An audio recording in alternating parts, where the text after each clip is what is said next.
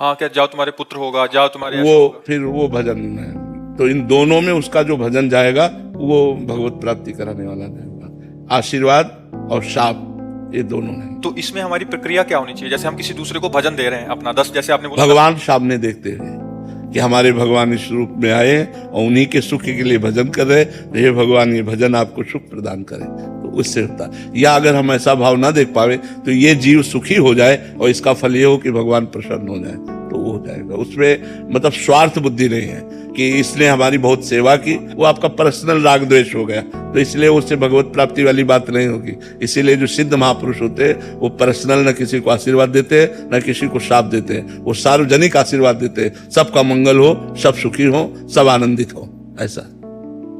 अंकिता शुक्ला जी। राधे राधे। राधे राधे महाराज जी। महाराज जी, हम बाहरी व्यक्तियों से तो लड़ सकते हैं, पर मन की वृत्तियों से कैसे लड़ें? हम शरीर से किसी वस्तु को त्याग सकते हैं, पर मन के विकारों को कैसे त्याग? नाम जप से। जितना नाम जप करोगे उतना अध्यात्म बल आएगा, और अध्यात्म बल से अंदर की वृत्तियों से लड़ सकते हो। और सही पूछो तो जब नाम जप का स्वाद आने लगता है तो अंदर कोई असत वृत्ति उदय ही नहीं होती, वृत्तियां ही लय हो जाती है। जिन वृत्तियों से लड़ने की बात कर रहे हो वो वृत्तियां ही नहीं रह जाती है। भजन तो करके देखो, भजन के बिना तो कितना लड़ोगे, हार जाना पड़ेगा। वो वृत्तियां ऐसे तरंग की तरह उठती रहेंगी, आप कितनी देर लड़ोगे, कितनी देर, आपको हारना पड़ेगा। अगर भजन कर रहे हो तो वृत्तियां नष्ट हो जाएंगी, वो हार जाएंगी। भजन के बिना नहीं जीत सकती, भजन चाहिए। खूब नाम जप करो, राधा राधा राधा राधा राधा, और लंबे समय तक करो और आदर के सहित करो और निरंतर करो, तब माया पर विजय प्राप्त हो जाती है। तो भगवान मन से, मन बहुत साफ सफाई के लिए बोलता है, हर चीज में पूजा पाठ में साफ सफाई करो, मतलब बहुत परेशान करता है। क्या साफ सफाई? कोई भी पूजा कर रहे कहीं हाथ ना लगे, कोई गलत ना छुए, भगवान को नहीं छू सकते, प्रसाद हो तो बिल्कुल शुद्ध होना चाहिए। हाँ, तो इसमें गलत बात क्या है? नहीं, वो आप हमको हाथ में प्रसाद दीजिए, हम प्रसाद लेके मुंह में डालेंगे, तो हमको 100 बार अपने को समझाना पड़ेगा कि ये प्रसाद है, मुंह जूठा नहीं है, पर हमारे हाथ ऐसे बंद जाएगा। हमारा हाथ तभी खुलेगा जब टोटी के नीचे जाएगा कि हम किसी को छू ना ले। तो ये तो पवित्रता चाहिए ना। प्रभु में हर चीज में होती है। नहीं तो हर चीज में होती, क्यों नहीं, हर चीज में हमको भी होती है, पर वो टेंशन थोड़ी होता है। वो तो हमारी पवित्रता है, वो तो हमारी सावधानी है। हमारा हाथ ऐसे जूता में छू गया, मान लो जूता पहने, जूता में छू, अब वो मुट्ठी बन जाएगी, इस बात के लिए बन जाएगी कि कहीं हम किसी को छू ना ले। अब जब तक टोटी में हम हाथ नहीं धो लेंगे तब तक हमको छुएंगे नहीं, ऐसे भी नहीं छुएंगे, क्योंकि अगर जूता छुआ हुआ हमने ऐसे छू लिया तो इसको धोना पड़ेगा। ज्यादा सोचते प्रभु जी, मतलब पूजा पाठ में विघ्न आता है, बहुत परेशानी होती है। हमें तो नहीं समझ में आता विघ्न आता है कोई। अब तुम उसे मान रहे हो, तुमने उसे दिमाग में ले लिया है, नहीं ये स्वभाव में, अभ्यास में भक्तों के होता है, ये तो स्वभाव में होता है। उसे परेशानी क्यों लेते हो? वो संयम है, वो नियम है, उसको ऐसे धारण करो, वो संयम नियम है, वो हमारी पवित्रता है, उसको ऐसे थोड़ी लेते हैं। ऐसे अब हम निकले ऐसे, हमसे कोई टच हो गया तो हम नहाने जाए, ऐसा नहीं है। वो जो टच हुआ मेरा भगवान है, हम अपनी भावना में देखते हैं मेरे भगवान स्वरूपों में है। थोड़ा सा विस्तार करना पड़ेगा दिमाग का, थोड़ा सा दिमाग का विस्तार करना पड़ेगा। हर कण में भगवान विराजमान है बच्चा, हर कण में भगवान विराजमान है। हाँ। विद्या जी जगन्नाथपुरी से।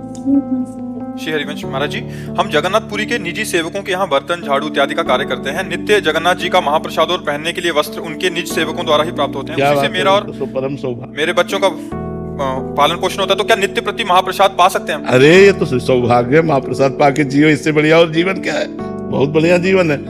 सत्संग में हम सुने आपसे किसी का दिया हुआ वस्त्र, किसी का दिया हुआ, सत्संग में हमने आपके द्वारा सुना कि किसी का दिया हुआ वस्त्र या किसी का दिया हुआ भोजन सहसा नहीं लेना। नहीं, आप तो सेवक हो ना उनके, तो स्वामी के द्वारा भरण पोषण जो हो रहा है वो किसी के दिए हुए, मतलब हम किसी के यहाँ पोछा बर्तन झाड़ू करते हैं तो हम तो सेवक हुए ना उसके। अब वो हमें वस्त्र दे रहा है, हमें भोजन दे रहा है, हमें पैसा दे रहा है, हमें वास दे रहा है, तो वो तो हमारी सेवा के परिणाम से दे रहा है। हम कोई उससे भीख थोड़ी मांग रहे हैं। और प्रसाद तो ऐसी चीज है कि आप तो सेवा करते हो, सेवा ना करता हो, पता हो यहाँ प्रसाद मिलता है तो मांग के खा लेना चाहिए। हम तो प्रसाद मांगने के लिए हर समय सब तैयार रहते कि नहीं। मंदिर में प्रसाद बट रहा हो, आप करोड़पति हो, तो भी आपका मन कहेगा ए भैया थोड़ा सा हमको भी देना। प्रसाद में तो मांगा जाता है, ये तो तुम्हें स्वाभाविक मिलता है। खूब पाओ प्रसाद। मन में भाव आता है भगवान को लेना देना रहता है, तब फिर जन्म लेना पड़ता है। नहीं नहीं नहीं, प्रसाद में नहीं होता, प्रसाद में जन्म नहीं लेना पड़ेगा। प्रसाद पाओ, खूब नाम जप करो, बहुत अच्छा है, बहुत सौभाग्य है। प्रदीप जी दिल्ली से। राधे राधे महाराज जी। महाराज जी, क्या हनुमान जी के व्रत का उद्यापन आवश्यक है? ये कह रहे हैं कि हम उनकी भक्ति केवल कोई मनोकामना से नहीं करते, बट हाँ, मनोकामना से नहीं करते तो कोई जरूरत नहीं, लेकिन अगर मनोकामना और संकल्प से करे तो फिर उद्यापन करना चाहिए। जो संकल्प ले, अगर ऐसे सहज में है तो सहज में भी कोई परेशानी नहीं। शेर सिंह जी। राधा वल्लभ सिंह। राधे राधे महाराज जी। महाराज जी मैं पहले जब वृंदावन आया था तो हफ्ते तक वृंदावन में ही रुका, बहुत आनंद आया। फिर अगली बार जब आया तो आनंद थोड़ा सा कम हो गया महाराज जी। अभी महाराज जी वो उत्साह आंसू जैसे पहले आए थे महाराज जी। आप पहले पहले जो आनंद होता है भगवान की कृपा से मिलता है, जीव को आकर्षण करने के लिए। फिर उसको धीरे धीरे स्वयं साधना के द्वारा आनंद लेना होगा। पहले पहले जैसे भजन में एकदम आनंद मिलता है ना, वो अपने भजन का आनंद नहीं होता, भगवान उसे आकर्षित करने के लिए अपनी तरफ से देते हैं। उस आनंद को हम जो स्वाद लिया अब साधना के द्वारा प्राप्त करना पड़ेगा। नारद जी के प्रसंग में आता है कि वो जब बालक थे तो जब भगवान के भक्तों की 4 महीना सेवा करने के बाद संत चले गए, माँ पधार गई, तो घोर जंगल में गए और एकांत में बैठ करके पीपल के नीचे जे भी ध्यान किया तो ये भगवान की मधुर झांकी आ गई और वह तुरंत अंतर ध्यान हो गई। अब बहुत व्याकुल, बार बार ध्यान धरें लेकिन वो रूप ना आवे। तब आकाशवाणी हुई कि अय बालक, मैं तुम्हारे मन को आकर्षित करने के लिए केवल ये आनंद दिया है, अब तुम्हें जीवन भर साधना करके परिपक्व होना पड़ेगा, फिर तुम मेरे स्वरूप को प्राप्त होगे। तो वही भजन करके फिर नारद जी के रूप में प्रकट हुए। तो जो हमें प्रारंभ में भजन में आनंद मिलता है वो हमारा भजन का आनंद नहीं होता, वो भगवान की तरफ से दिया हुआ आनंद होता है। अब उसी के लोभ में हम अपना भजन बढ़ाएं और धीरे धीरे उस आनंद की तरफ बढ़ें। आशा जी कानपुर से। राधे राधे। राधे राधे महाराज जी। महाराज जी हमारा मन हमारा मित्र है या शत्रु? क्योंकि कभी कभी ये भजन या नाम जप में सहयोग करता है अथवा करने के लिए प्रेरित करता है, तो कभी बिल्कुल भजन से विमुख कर देता है, कहता है कि आज भजन करने का बिल्कुल ही मन नहीं है। तो हम क्या और कैसे इसे 2 विभाग मन के हैं, एक शत विभाग है, एक अशत विभाग है। जो शत विभाग वाला मन शतोगुण होता है तो वो जोर पकड़ता है, भजन करो, दान करो, तीर्थयाटन करो, शास्त्र स्वाध्याय करो, चलो देव दर्शन करते हैं, सत्संग करते हैं, वैसे भागवती।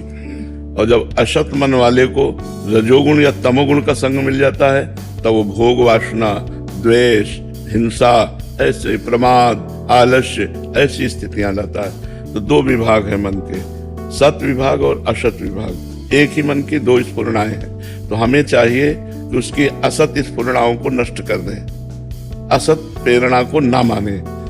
जब हम सात्विक भोजन करेंगे, शास्त्रों का स्वाध्याय करेंगे, नाम जप करेंगे, तो ये हमें विवेक जागृत हो जाएगा कि ये असत है और हम उसको नकार देंगे।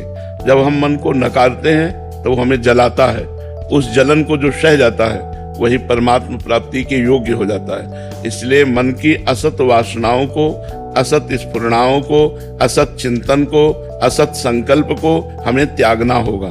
धीरे धीरे हमें पहचानना होगा कि ये सत है और ये असत है। ये सत असत की पहचान विवेक से होती है और ये विवेक शास्त्र स्वाध्याय और सत्संग से प्राप्त होता है। बिन सत्संग विवेक न हुई। जहाँ विवेक हुआ तो वो सत असत की पहचान बता देगा कि ये गलत है, ये सही है। जो सही है वो बात हम मान लेते हैं और जो मन की स्फुरना गलत है वो हम बात नहीं मानते।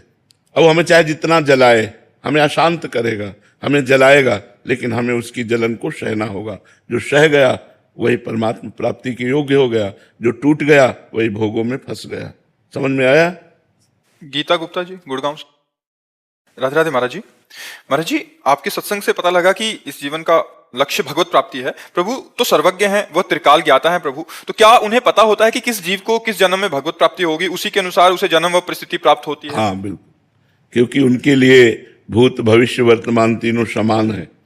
प्रभु को दिखाई देता है कि इस घटना के बाद इस जीव को सत्संग की प्राप्ति होगी, सत्संग से इसका मन मेरे में लगेगा, तो भगवान अनुग्रह करके कृपा करके वो सब संयोग बना देते हैं और हमें भगवत प्राप्ति के योग्य बना देते हैं। भगवान को तो सब कुछ पता है, पहले से पता है उनको। उनके लिए भूत भविष्य वर्तमान का भेद नहीं है। उनके लिए वर्तमान के, जैसे हम वर्तमान के समय को जान रहे हैं ना, ऐसे वो भूत के समय को भी जान रहे हैं और भविष्य के भी समय को जान रहे हैं। उनके सामने कोई पर्दा नहीं है। सौरभ जी। जय जय श्री हरिवंश। श्री हरिवंश। महाराज जी, महाराज जी क्या किसी को बिना भजन के सुख प्राप्त हो सकता है? हमें किसी को सुख पहुंचाने का प्रयास कहां तक करना चाहिए? नहीं, बारी मथे घृत होए बरु, सिकता ते बर तेल, बिनु हरि भजन न भवतरी, यह सिद्धांत पेल। पानी मथने से भले घी निकल आवे, निकलेगा भला? पानी मथने से घी निकलेगा, लेकिन कह रहे भले निकल आवे। बालू पेरने से तेल निकल आवे, भले निकलेगा? नहीं निकले। लेकिन ऐसा असंभव भी संभव हो सकता है, लेकिन बिना भजन के कोई इस दुखालय, अशांत, चिंता में, जन्म मरण प्रदान करने वाले संसार से मुक्त नहीं हो सकता। तो सुख तो तभी पहुंचे जब दुख से निवृत्ति हो, और ये दुखालय है। आप चाहे जितना रुपया दे दो किसी को, चाहे जितना बढ़िया मकान बनवा दो, बहुत बढ़िया सब भोग सामग्री दे दो, फिर भी वो सुखी नहीं हो सकता, नहीं हो सकता। वो राग द्वेष हिंसा क्रोध जलन काम लोभ मोह मद, इनसे कैसे पार पाएगा? और दुख देने के लिए तो तैयार खड़े हैं। तो जब तक भजन नहीं होगा और इन विकारों पर विजय प्राप्त नहीं होगी, तब तक सुख हम अगर किसी को सुख देना है तो उसे प्यार से समझा दो कि राधा राधा जपो, कृष्ण कृष्ण जपो, नाम जप करो, अच्छे आचरण करो, बुरे आचरणों से बचो, तो एक दिन वो सुखी हो जाएगा। नहीं, व्यवस्था चाहे जितनी कर दो, वो सुख नहीं होगा। डॉक्टर विनोद जी ग्वालियर से।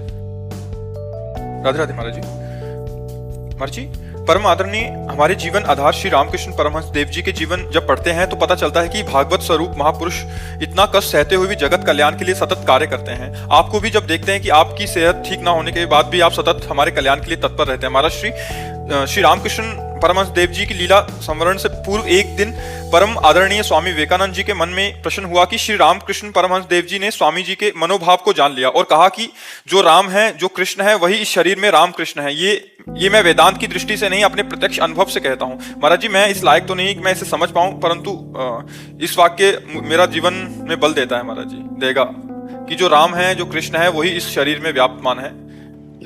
इसमें कोई संशय की बात थोड़ी है। वासना वासुदेवस्य वासितम भुवनत्रयम् सर्वभूत निवासोऽस्मि वासुदेव नमोस्तुते। भगवान श्री कृष्ण ही अपने संकल्प से संपूर्ण रूपों में विराजमान है। बहुनाम जन्म नावन्ते ज्ञानवान माम प्रपद्यते वासुदेवा सर्वमिति सा महात्मा सुदुर्लभा।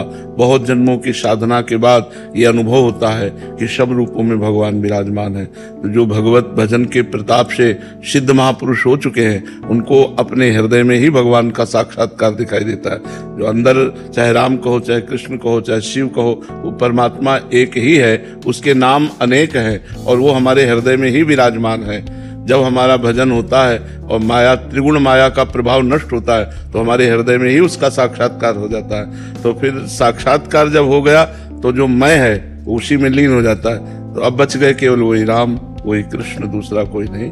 देखने में वो रहता है पुरुष शरीर, लेकिन अंदर परमात्मा ही कार्य करता है। परमात्मा साक्षात प्रकट हो जाता है। वैसे सबके हृदय में परमात्मा है, लेकिन वो माया का पर्दा लगा कर है। लेकिन जो भजन करने वाले महापुरुष हैं, उनके हृदय से माया का पर्दा हट जाता है और भगवान साक्षात प्रकट हो जाते हैं। इसीलिए उनको अनुभव होता है कि अब कहने को केवल शरीर को रामकृष्ण है, लेकिन वास्तविक रामकृष्ण ही हृदय में काम कर रहे हैं, दूसरा कोई नहीं है। वहां और कोई नहीं है, केवल रामकृष्ण ही विराजमान है। अक्षरशः सत्य बात है। समझ में आ रही ना बात आपकी? वही विराजमान है। हृदय राम तिवारी जी, अयोध्या जी। राधे राधे महाराज जी।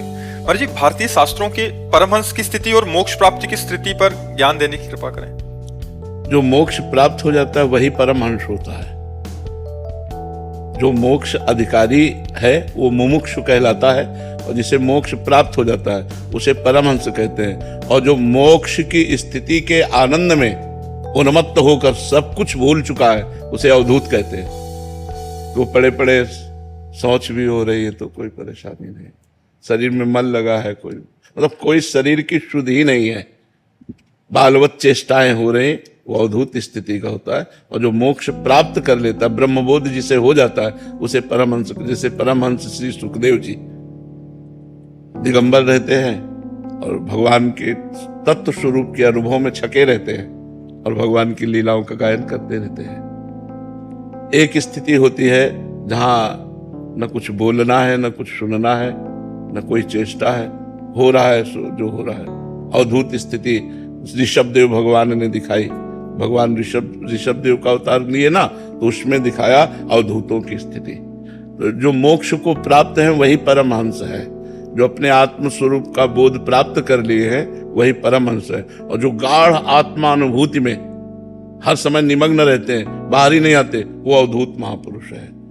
जिनको शरीर की बाह्य चेष्टाओं की कोई शुद्ध नहीं है, कर्मवश, स्वभाववश, प्रारब्धवश शरीर कहीं खड़ा है, कहीं पड़ा है, कहीं कैसी स्थिति में है। जैसे अवधूत दत्तात्रेय जी महाराज यदु को वर्णन करते हैं कि ये शरीर कभी महलों के पलंग में पड़ा होता है, तो कभी फुटपाथ में पड़ा होता है, कभी राख में पड़ा होता है, कभी अच्छे अच्छे पदार्थ पाता है, कभी भूखा पड़ा रहता है, पर हमको इससे कोई फर्क नहीं पड़ता। वो शरीर से परे महापुरुष अवधूत स्थिति को प्राप्त होते हैं। बबीता जी, गुरुदेव भगवान, मेरा प्रश्न है कि आप ही में अपने प्रभु को देखा है, तो यदि मरते वक्त यदि स्मरण शक्ति बनी रही तो ईष्ट का स्मरण करें या श्री सद्गुरुदेव भगवान का? अगर इतनी स्मृति बनी रही कि मुझे निर्णय क्या करना है, तो फिर अभी प्रेम ही कहाँ होगा। अगर हमको ये भेद बना रहा कि इष्ट और गुरुदेव अलग अलग है, तो अभी स्थिति ही क्या आई। गुरु साक्षात परब्रह्म तस्मै श्री गुरुवे नमः। जो परब्रह्म परमात्मा इष्ट है वही गुरुदेव के रूप में है। ध्यान मूलम गुरु मूर्ति, पूजा मूलम गुरु पदम, मंत्र मूलम गुरु वाक्यम, मोक्ष मूलम गुरु। जब गुरु में हमारी तदात्म भाव हो जाता है तो इष्ट का दर्शन होने लगता है। इष्ट ही गुरुदेव है, गुरुदेव ही इष्ट है, ऐसा अनुभव हो गया तो जीवन मुक्त हो गया। अब ये कि हम निर्णय करें उस समय कि गुरुदेव का चिंतन करें कि इष्ट का, मतलब दो तो मतलब द्वैत तो मतलब अज्ञान में फिर ये चिंतन का समय ही नहीं रहेगा, मृत्यु ले जाएगी। चिंतन का समय तो गाढ़ प्रेम में होता है कि अपने गुरुदेव के चिंतन करते हुए शरीर को छोड़ा तो गुरुदेव साक्षात परब्रह्म, तो परमात्मा को प्राप्त हो गया। वही परमात्मा गुरुदेव है, कोई दूसरा थोड़ी है। मनीष तिवारी जी, हैदराबाद से। राधे राधे महाराज जी। महाराज जी, क्या आत्मा सच में होती है? अगर हाँ तो उसका स्वरूप क्या है? तुम कौन हो? कौन हो तुम? मनीष तिवारी। हाँ, मनीष तिवारी। तो इस ढांचे का नाम है, इस ढांचे का नाम है, तुम्हारा नाम थोड़ी है। तुम्हारे ढांचे का नाम मनीष तिवारी है। इतना काट दिया जाए तो तुम कट गए क्या? तुम्हारा हाथ कटा, तो जिससे हमारा संबंध होता वो मैं नहीं होता। समझ पा रहे हो हमारी बात? मैं और मेरा अलग होता है, मैं होता है। ठीक है, अब हम आपको ले चलते हैं। मेरा सर, मैं सर हूं, ऐसा तो नहीं। मेरी आंख, मेरा कान, मेरा मुंह, मेरी छाती, मेरा पैर, पूरे ढांचे को मेरा शरीर। कभी ये तो नहीं बोलते हो मैं शरीर हूं। मेरा शरीर बोला जाता है या मैं शरीर बोला जाता है? मेरा बोला जाता है। मेरा माइक, मेरी तकिया, मेरा टेबल, इतनी दूर है हमसे वो।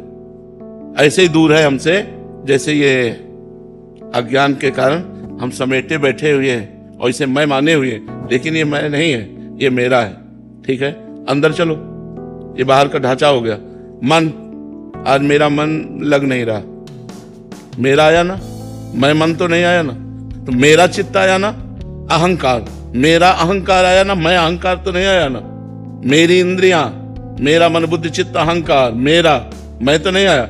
और अंदर चलते हैं, तीसरा शरीर, कारण शरीर, उसे स्वभाव कहते हैं। मेरा स्वभाव है कि मैं, तो तीनों शरीर मैं नहीं हुए, तो मैं कौन है इसके अंदर? वही आत्मा। मैं मनीष तिवारी नहीं है, मैं शुद्ध ब्रह्म आत्मा है। मनीष तिवारी इस ढांचे का नाम है। अब इतना ज्ञान हो गया तो मोक्ष को प्राप्त हो जाओगे ना। तो खिलवाड़ है इतना ज्ञान होना। अब साधना में लगना पड़ेगा। जब साधना में लगोगे और एक एक शरीर का त्याग होता चला जाएगा, तब अनुभव होगा। और जब मैं का अनुभव हो गया तो मुक्त हो गए। पर अभी तो सुन लिया, अभी ज्ञान भी हो गया, तो ये ज्ञान काम नहीं करता। अभी तो कहा नकली ज्ञान और असली ज्ञान में अंतर होता है। नकली ज्ञान होता है पढ़ सुनकर, और असली ज्ञान होता है भजन करके अनुभव करके। हलवा का पूरा, हाँ, आपने कंठस्थ कर लिया, इतने ग्राम आटा होना चाहिए, इतनी बार कराना चाहिए, वो ऐसा रंग हो जाना चाहिए, इतना घी, इतना चीनी, सब पानी और सब पूरा, लेकिन खाया कभी नहीं। तो मतलब क्या रहा? खाना है आत्मबोध होना, और ज्ञान है आत्मा का, ये हलवा का बनाने की प्रक्रिया पूरी सीख, सुन करके बोलना, अनुभव करना, हलवा बना के खाना, यह साधना। साधना करो, साधना से तब आत्मबोध होगा। किसी गुरु का आश्रय लेकर उसके अनुसार बताई हुई साधना में चले तो आत्मबोध। आत्मा तो तुम हो। देखो, ये चल रहा है, हमारी आवाज कवर कर रहा है, तो इसमें पावर बिजली का है कि नहीं? अगर करंट ना हो, दिखाई नहीं दे रहा, लग नहीं रहा, लेकिन करंट है इसमें। अगर पावर ना हो तो ये चलेगा नहीं। अगर वही पावर इसमें आवाज खींच रहा है, वही पावर हाइड्रोजन में लाइट दे रहा है, वही पावर एसी में ठंडा कर रहा है, वही पावर हीटर में गर्म कर रहा है। पावर है। जब पावर नहीं रहेगा तो इस शरीर को जला दिया जाएगा, गाड़ दिया जाएगा, फेंक दिया जाएगा। पावर है, उसी पावर का नाम शास्त्रीय शब्दों में आत्मा कहते हैं। समझ रहे हो? हाँ, तो है ना, है उसी पावर को, जिस पावर से आप हाथ जोड़ रहे हो, जिस पावर से आप बोल रहे हो, जिस पावर से आप सुन रहे हो, जिस पावर से आप देख रहे हो, उसी पावर का नाम आत्मा है। अब उस पावर का जिसको हम वर्णन कर रहे हैं वो मैं है, वो मैं ही हूं। और मैं हूं में शीशा में देखो मैं हूं तो ये लगेगा मैं हूं, बस यही भ्रम है, यही माया है। इससे हटो और फिर अंदर देखो, जो मैं है वही पावर है, वही ब्रह्म है, वही आत्मा है, वही परमात्मा है। वो है, उसके बिना सत्ता ही नहीं है। जब आदमी मर जाता है तो ढांचा तो यही रहता है ना, लेकिन जो गया वो पावर, बिजली ऑफ हो गई, पावर खत्म, बोले मर गया। पावर आ गया, अरे बोले जी गया। बिजली का पावर है, जैसे बिजली है तो प्राकृतिक पावर है, आत्मा है तो चिदानंद पावर है। उसी पावर से अनंत ब्रह्मांड जड़ चैतन्य सब चल रहे हैं, पावर वही है। अब जैसे बिजली करणों में, करण माने समझते हो ना, ये सब करण है, करणों के प्रभाव से अनेक दिखाई देती है, नहीं दिखाई देती। अब मान लो लाल है तो लाल लाइट है, हरी तो हरी लाइट है। अब लाइट है उसका केवल एक प्रयोजन नहीं है, उसके लाखों प्रयोजन है। अगर लाख करण है तो बिजली लाख प्रकार से दिखाई देगी। मोटर में पानी खींचते हुए अलग अलग सब है ना, लेकिन बिजली तो एक ही है ना। क्यों? बिजली 10-20 प्रकार की तो होती नहीं, बिजली तो एक है, 10-20 प्रकार से उसका प्रयोग है, अलग अलग उसका प्रभाव है। वही बिजली एक जगह ठंडा कर रही, वही बिजली एक जगह गर्म कर रही, वही बिजली जीवन है, वही बिजली मरण है। नहीं है, मार देगी आपको, जला के राख कर देगी। तो बिजली तो एक है, ऐसे ही परमात्मा एक है, कहीं जन्म लीला, कहीं पालन लीला और कहीं विनाश लीला उसी एक की हो रही है। जब ज्ञान हो जाता है तो जीव शांत और आनंदित हो जाता है। अभी हमें ये वाचिक ज्ञान केवल सुनने में आया, अनुभव में तब आएगा जब भजन करोगे, साधना करोगे, तब अनुभव, और जब अनुभव में आएगा तब मुक्त हो जाओगे। ये केवल बोल लेने से या सुन लेने से मुक्त नहीं हो जाता, उसका अनुभव करे तब। जैसे हमारी भूख केवल भोजन की प्रक्रिया सुन लेने से, भोजन के प्रकार सुन लेने से, भोजन का स्वाद सुन लेने से हमें स्वाद नहीं आएगा, हमारी भूख नहीं मिटेगी, हमें खाना पड़ेगा। ऐसे ही इसके श्रवण मात्र से काम नहीं चलेगा, हमको साधना करनी पड़ेगी, हमको गुरुदेव का आश्रय लेकर साधना के द्वारा ये अनुभव करना होगा। महाराज जी कितने सरल ढंग से, महाराज जी जो वेदों का सार है, एकदम ऐसे लग रहा था कि एकदम क्लियर, ये परत ये परत ये परत। हाँ, तो अब ये जब अनुभव में आ जाएगा तब कितना अच्छा लगेगा। दुख सुख से परे, जन्म मृत्यु से परे, कोई चिंता नहीं, कोई शोक नहीं, एक परम आनंद, वही तो परमहंस स्थिति होती है। साधना की शुरुआत कहाँ से? गुरुदेव के चरणों से। गुरु का, जैसे सिर्फ आप इस विषय को जाने तो शुरुआत संत समागम से हुई ना, संत समागम से। इसकी शुरुआत संत समागम से हुई और इसकी पूर्णता भी संत समागम से ही हो जाती है, जब हम संतों का आश्रय ले लेते हैं। अब जैसे अगला प्रश्न हो तो इसकी प्रथम साधना क्या है, फिर इसकी द्वितीय साधना क्या है, अब मुझे इतना ऐसा अनुभव हो रहा है, अब इसके आगे क्या है, इसलिए पूरे जीवन को समर्पित करके गुरुदेव के आधार पर चला जाता है, तो धीरे धीरे क्रम बाय क्रम स्थिति आने लगती है।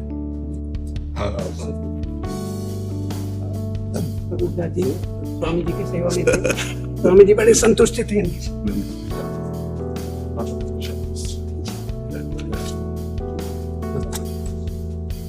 आपके तो अहोभाग्य क्या वर्णन करें, जो परम पूज्य श्री स्वामी जी महाराज के श्रीअंग सेवा में रहता होगा, दर्शन से जीवन पवित्र हो जाए।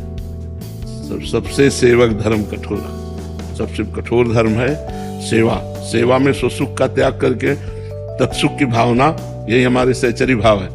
स्वसुख वासना का त्याग करके तत्सुख भावना में तन्मय होना, और इसका प्रारंभ यही जगत से होता है। सुख देवे को चावचित, सब सोहित निष्काम, या सुधर्म हरिवंश को नाम गिरा विश्राम।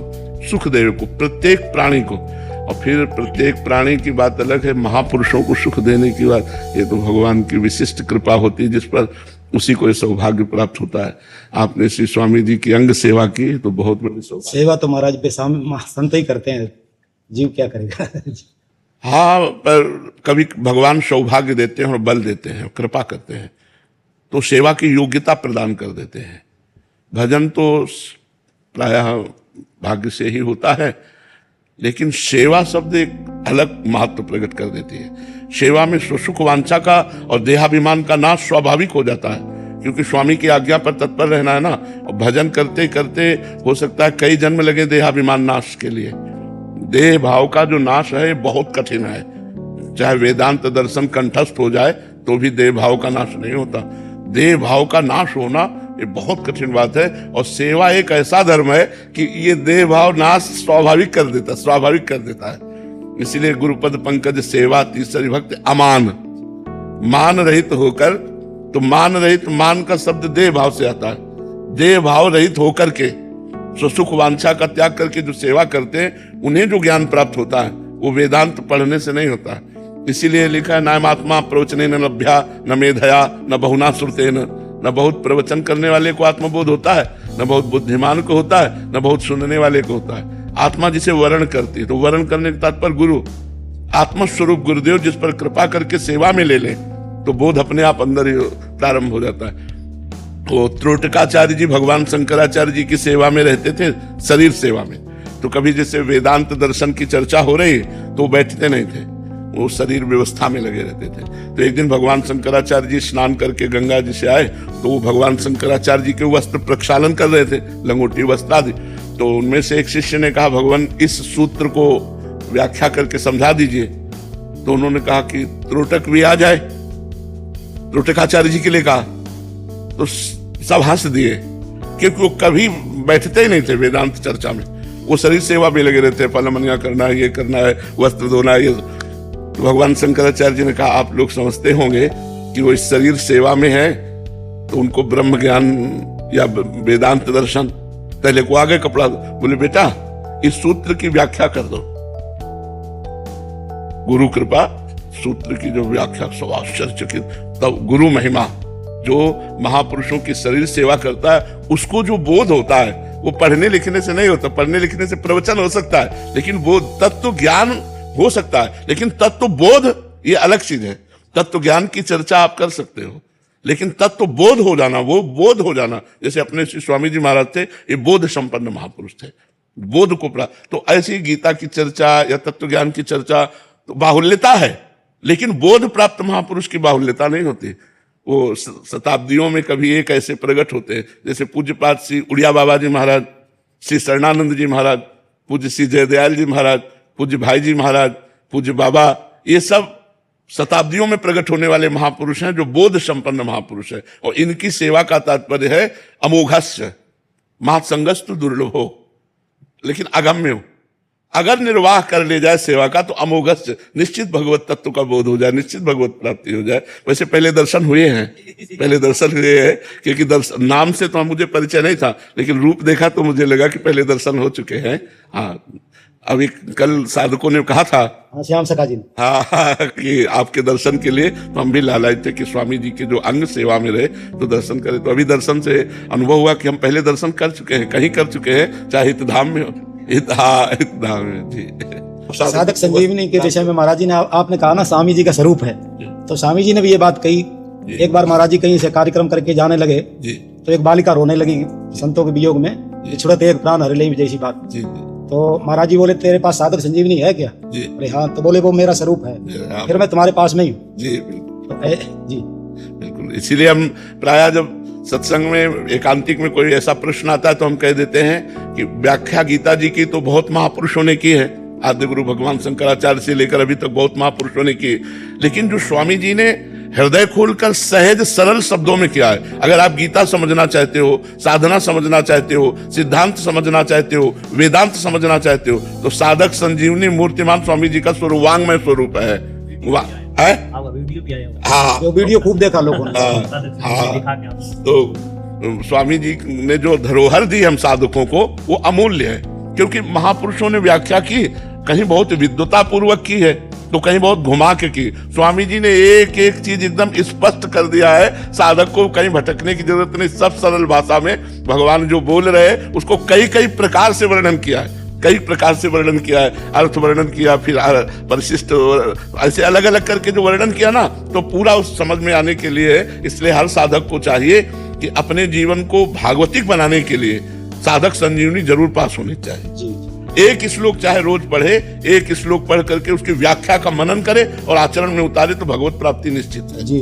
समर्थ है साधक संजीवनी भगवत प्राप्ति कराने में, समर्थ है, ये हमारा अनुभव है। हाँ, हमारा अनुभव है कि समर्थ है वो। कहीं और ग्रंथों में ना अगर जाए तो पूर्णता है इसमें, और जाए तो मना नहीं है, लेकिन ना जाए तो पूर्ण है साधक संजीवनी का स्वाध्याय और मनन और आचरण में उतारने मात्र से भगवत प्राप्ति हो जाएगी। जी, स्वामी जी ने भी एक बात कही है कि एक साधक के लिए एक साधक संजीवनी ही बोले जीवन भर के लिए काफी है। हाँ, बिल्कुल बिल्कुल बिल्कुल। और बाबा जो कहते बाबा आशीर्वाद दे दो बाबा ने, जो बता दो इनको जीवन कैसे चलेगा, बस इतना ही आशीर्वाद दे दो, क्या क्या इन्हें पालन करना। उद्धव जैसे परम ज्ञानी महात्मा जिनकी चरण रज की याचना की है वही तो गोपियां हैं, कोई और थोड़ी है। ये वृंदावन वासिनी ब्रजवासियों के घर में जो है ये वही गोपियां हैं। उद्धव और सुखदेव जैसे परमहंस जिनकी चरण धूलि माथे पे रखते हैं, ये तो हमारे ब्रजवासियों की उदारता है कि वो संतों का सम्मान सदैव नंद बाबा से लेकर के आज तक करते चले आ रहे, और इन्हीं की माधुकरी से सिद्ध होकर संत उन्हीं को दुलार करते, आशीर्वाद देते। हम संतों के पास क्या है? आप ब्रजवासियों की चरण धूलि और रोटी का टुकड़ा, ब्रजरज और ब्रजवासियों के टुकड़े ही है, उसी का प्रभाव है और कुछ नहीं। यहाँ बाहर तो बात अलग अलग है, वृंदावन में ब्रज में अगर कहीं कुछ है तो ब्रजरज और ब्रजवासियों की कृपा है, ब्रजवासियों की कृपा है। अब ये तो ब्रजवासियों की उदारता और महानता है कि संतों के चरण छूते हैं, आशीर्वाद लेते, बकाया सही बताएं तो उनके ऐसे कर कमल संतों के ऊपर पड़े रहे, बस यही सबसे बड़ी बात है। ब्रजवासियों का वरद हस्त रहे, यही बात है। जब ब्रजवासी छाती ठोक के कहता है तू बाबा मेरो, तो हम एकांत में ये चिंतन करके रोने लगते हैं कि हमारी श्री जी ने ब्रजवासियों के मुख से कहा कि बाबा तू मेरो है। मेरे लाडली लाल कहाँ बोलते हैं? इन्हीं के मुखों से बोलते हैं, इन्हीं ब्रजवासियों के मुखों से बोलते हैं। तो आपको क्या उपदेश करें? अब तो आप